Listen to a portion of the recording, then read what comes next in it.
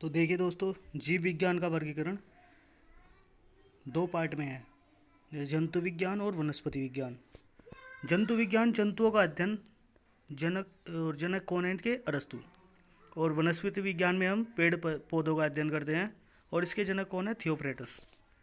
अब जंतु विज्ञान, जंतु विज्ञान मतलब इसके अंतर्गत जंतु जगत का अध्ययन किया जाता है, जिसके अंतर्गत जंतुओं, मनुष्य, पक्षी, कीट, सरीसृप आदि की शारीरिक संरचना, उद्विकास, वर्गीकरण, उनके व्यवहार तथा वैश्विक वितरण आदि का अध्ययन शामिल है। एक हमारे साइंटिस्ट थे अरस्तु, यूनानी विद्वान थे। ये इन्होंने जंतु विज्ञान का जनक, यानी कि इन्हें जंतु विज्ञान का जनक माना जाता है, फादर ऑफ जियोलॉजी।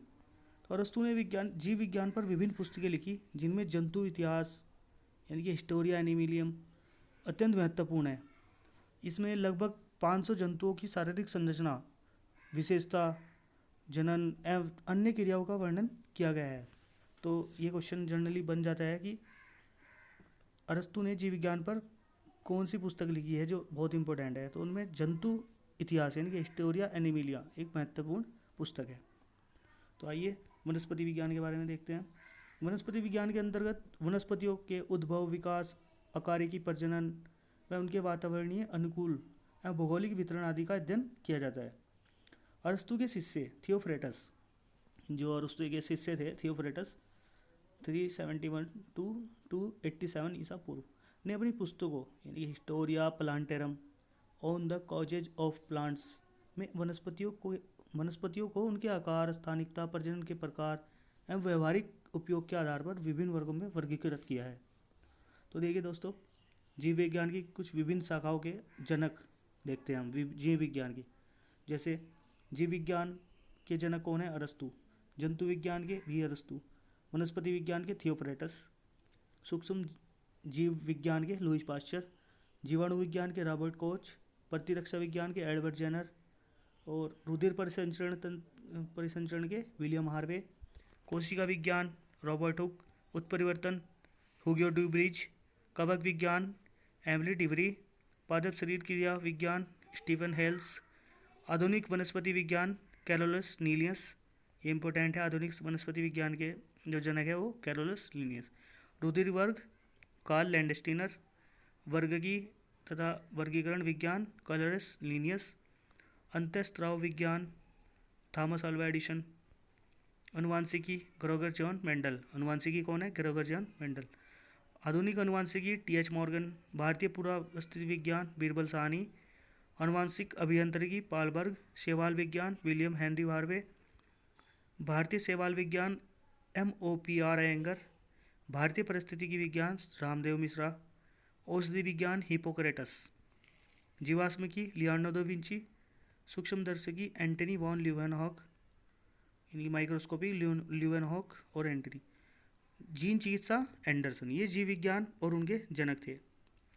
और नेक्स्ट देखते हैं हम वनस्पति विज्ञान की प्रमुख शाखाएं। कुछ ऐसे हैं। एंथोलॉजी पुष्पों का अध्ययन कहलाता है। डेंड्रोलॉजी झाड़ियों का अध्ययन, यानी कि डंडे वगैरह झाड़ियों में होते हैं। इकोनॉमिक बॉटनी आर्थिक महत्व में पौधों का अध्ययन, आर्थिक महत्व आ जाता है इसमें। बॉटनी यानी कि पौधों का अध्ययन। फ्लोरिकल्चर सजावटी पुष्पों का संवर्धन एवं अध्ययन। जेनेटिक्स आनुवंशिक विभिन्नता का अध्ययन। हेरिडिटी पैतृक लक्षणों का संतानिक में पहुंचने का लक्ष्य अध्ययन। हिस्टोलॉजी ऊतकों का अध्ययन। प्लांट मार्फोलॉजी पादपों की आकार की संरचना। माइकोलॉजी कवकों का अध्ययन। पॉलियोबॉटनी पादप जीवाश्मों का अध्ययन। फाइकोलॉजी शैवालों का अध्ययन। फार्मेकोलॉजी औषधीय पादपों का अध्ययन। फिजियोलॉजी विभिन्न पादप जैविक क्रियाओं का अध्ययन। वायरोलॉजी विषाणुओं का अध्ययन। ये विषाणु आजकल हमारा कोरोना एक वायरस भी चल रहा है, उसका जबकि अध्ययन तो कर रहे हैं, लेकिन साइंटिस्ट उसकी कोई वैक्सीन नहीं तैयार कर पा रहे हैं फ़िलहाल, जिसका बहुत ज़्यादा पेंडेमिक इशू है आजकल। एग्रोनॉमी फसली पादपों का अध्ययन। हॉर्टिकल्चर फल सब्जियों अथवा उद्यान पादपों का संवर्धन व अध्ययन। टिश्यू कल्चर कृत्रिम विधि से ऊतकों का अध्ययन या संवर्धन। अब जंतु विज्ञान की प्रमुख शाखाएं देख लेते हैं। एनाटॉमी शरीर एवं विविध अंगों की रचना व विच्छेदन द्वारा प्रदर्शन करना। एंथ्रोपोलॉजी मानव जाति के सांस्कृतिक विकास का अध्ययन। इकोलॉजी जैविक व अजैविक वातावरण से जीवों के विविध संबंधों का अध्ययन। एंड्रोक्रोनोलॉजी दोस्तों देखो आपको ये बस सुनते रहना है, आपको बार बार आप इसे सुनोगे तो आपको दिमाग में बैठ जाएगी और आपको लर्न हो जाएंगी ये चीज़ें, और जब आपको 4 ऑप्शन मिलेंगे वहाँ आप इसे टिक कर पाओगे आराम से। एम्ब्रोबोलॉजी ये भ्रूणीय संवर्धन का अध्ययन है। एंजाइमोलॉजी उत्प्रेरकों का अध्ययन। एंटोमोलॉजी कीट पतंगों का अध्ययन। जेनेटिक्स जीवों के आनुवंशिक लक्षण एवं उनकी वंशागति का अध्ययन। हेमेटोलॉजी रुधिर एवं रुधिर संबंधी रोगों का अध्ययन। हेर्पेटोलॉजी उभयचरों और सरीसृपों का अध्ययन। मैमोलॉजी स्तनधारियों का अध्ययन। माइक्रोबायोलॉजी अति सूक्ष्म जीवों का अध्ययन। न्यूरोलॉजी तंत्रिका तंत्र का अध्ययन। ओडोंटोलॉजी तंत्रिका तंत्र का अध्ययन, दंत विज्ञान संबंधी अध्ययन ओडोंटोलॉजी।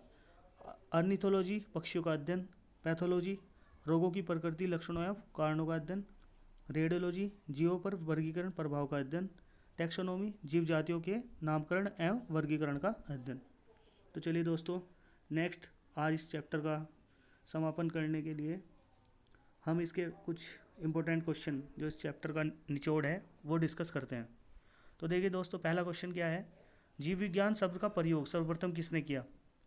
तो इसका आंसर है लेमार्क तथा ट्रेवियंस ने। अब दूसरा क्वेश्चन क्या है दोस्तों, वनस्पति विज्ञान के जनक कौन कहलाते हैं? तो क्या है हमारा आंसर? थियोफ्रेटस। देखिए आपको आंसर इसमें दिए हुए हैं, लेकिन आपको फिर भी अपने अकॉर्डिंग एक बार सर्च करना है कि आंसर होना चाहिए क्या, तो तब जाके आपको आंसर देना है। जीव विज्ञान के जनक किन्हें कहा जाता है? अरस्तु। चिकित्सा शास्त्र के जनक हिपोक्रेटस। और पांचवा क्वेश्चन हमारा क्या है, जैव विकास को सर्वप्रथम किसने समझाया? लेमार्क ने। और किस वैज्ञानिक द्वारा विकास का सिद्धांत प्रस्तावित किया गया? चार्ल्स डार्विन और आइंस्टीन। प्रसिद्ध विकासवादी वैज्ञानिक चार्ल्स डार्विन ने किस पुस्तक में अपने सिद्धांत का प्रतिपादन किया? उनका आंसर है द ओरिजिन ऑफ स्पीसीज। योग्यतम की उत्तरजीविता के सिद्धांत का प्रतिपादन किया था, किसने किया था? डार्विन ने। और एक्सोबायोलॉजी किससे संबंधित है? बाह्य अंतरिक्ष में जीवन। तो एक्सोबायोलॉजी किससे संबंधित है? बाह्य अंतरिक्ष में जीवन। जीवधारियों के वर्गीकरण के अध्ययन को क्या कहा जाता है? टैक्सोनॉमी। क्या कहा जाता है? टैक्सोनॉमी। तो निम्नलिखित में से कौन सा एक सही सम्मिलित नहीं है? तो देखिए दोस्तों, सब्जियों की खेती हॉर्टिकल्चर, जबकि सब्जियों का अध्ययन किया जाता है उसमें खेती नहीं की जाती हॉर्टिकल्चर में। ठीक है दोस्तों। तो पक्षी विज्ञान के अंतर्गत किसका अध्ययन किया जाता है? पक्षियों का। और डीएनए फिंगरप्रिंटिंग्स का प्रयोग किसकी पहचान के लिए किया जाता है? ये माता पिता की भी, बलात्कारी की भी और चोर की, सबकी। निम्नलिखित तत्व समूहों में कौन सा पृथ्वी पर जीवन की उत्पत्ति के लिए उत्तरदायी था? तो कार्बन, हाइड्रोजन, नाइट्रोजन। ये इंपॉर्टेंट क्वेश्चन है दोस्तों जो आपको पढ़ाया गया है, ये उसका एक इम्पोर्टेंट क्वेश्चन बाहर निकल गया। तो कार्बन, हाइड्रोजन, नाइट्रोजन ये हमारे पृथ्वी पर जीवन की उत्पत्ति के लिए उत्तरदायी थे। डार्विन के विकास के सिद्धांत के अनुसार जिराफ की लंबी गर्दन पीढ़ी दर पीढ़ी ऊंचे पेड़ों पर पत्तों तक पहुंचने सतत प्रयास के कारण बनी। मतलब जो डार्विन विकास के सिद्धांत है, जिराफ की जो लंबी गर्दन है वो पीढ़ी दर पीढ़ी ऊंचे पेड़ों पर पत्तों तक पहुंचने के लिए सतत प्रयास के कारण बनी। यानी कि पीढ़ी दर पीढ़ी गर्दन बढ़ी। ऐसा नहीं है कि उसका यूज़ करते रहे और वो बढ़ती चली, वो पीढ़ी दर पीढ़ी बढ़ी। डार्विन फिशेज का प्रयोग किस समूह के लिए किया जाता है? पक्षियों के लिए। हुगो डिवरीज ने किस सिद्धांत का प्रतिपादन किया? तो आंसर है उत्परिवर्तन का सिद्धांत। तो थैंक यू दोस्तों, आज हमारा ये चैप्टर समाप्त हुआ।